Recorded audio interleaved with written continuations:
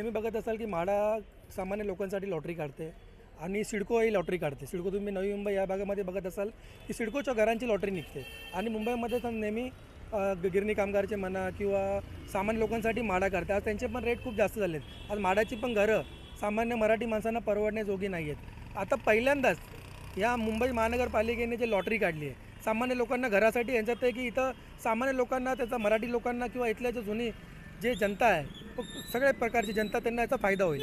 तर तुम्ही मला सांगा, याच्यामध्ये तुम्ही क्लॉज बघा, लॉटरी काढणार नाही, लॉटरी काढलेली आहे. आता त्याच्या लोक फॉर्म पण भरतात आहे. तुम्ही आता याचं बघा, एवढी मोठी मराठी माणसाची थट्टा या लोकांनी लावलेली आहे.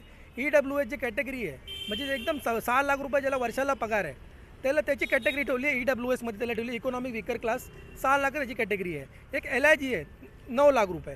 तुम्ही मला सांगा. आणि घरांची बायकळ्याचं पण त्यामध्ये एक प्रोजेक्ट आहे, प्रेस्टिज तुम्ही बघितलं असाल, बायकळा वेस्टला म्युन्सिपालिटी शाळेसमोर, ते त्याच्यामध्ये इन्क्लूड आहे. त्याच्या घराची किंमत 1,10,00,000 आहे.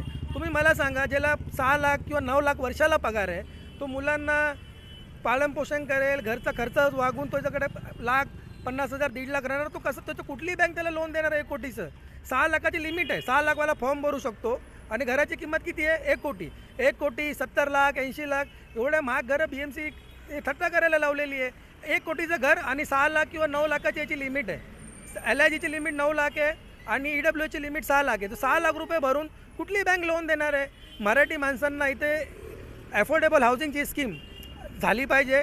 नेहमी आपण बघत असाल की जे इथले सत्ताधारी आहे जे 30-30 वर्ष राज्य करतात आहे, पहिले अलायन्समध्ये होते, नंतर याची दोस्ती तुटते, सारखे काय ना काय करतात, कधी परत युती करतील काय सांगता येत नाही. त्यांच्याशी आम्हाला काय घेणं नाही. आमचं एवढं म्हणणं आहे, आता लोक तुम्ही बघत असाल, तुम्ही सगळ्यांना माहिती असेल, 80,000 कोटी 90,000 कोटी आम्ही FD बनवली. असं यांचं नेहमी मस्त होतं की आम्ही BMCला सरप्लसमध्ये ठेवलं. चांगली गोष्ट आहे, BMCला सरप्लसमध्ये ठेवलं आहे. पण मला सांगा, आपण जे कमावतो पैसे आपल्या मुलांबाळांसाठी कमावतो. एक माणूस जो पैसे कमावतो तो विचार करतो माझी मागची पिढी याचा फायदा घेईल, जे काय माझ्याकडे डिपॉझिट असेल, FD असेल, जे काही असेल. पण मला सांगा, हे 80,000 कोटी हे लोकांनी जी FD केली आहे, हे लोकांनी काय आता खर्च केले असतील 10,000 कोटी, हे आता कोण खाणार आहे? मुंबईमध्ये तर मराठी म्हणून 15-16% राहिलेलं आहे. तर माझं मत, जे कोणी सरकारमध्ये आले तर त्यांचा एक अफोर्डेबल हाऊसिंगचा जे 80,000 कोटीची FD आहे ते संपवा, नाही तर परप्रांतीय खातील ती FD, गुजराती मारवाडींना जाईल ती FD. तुम्हाला ते गुजराती मारवाड्यांच्या पोटात घालायची FD का मराठी माणसाला पूर्ण पैसे ते युटिलाइज करा, संपून टाका. प्रत्येक ठिकाणी 20-25 लाखामध्ये मराठी माणसाला घराची योजना आणा, ते पैसे संपवा, नाही तुमचं सरकार जाईल आणि FD दुसरं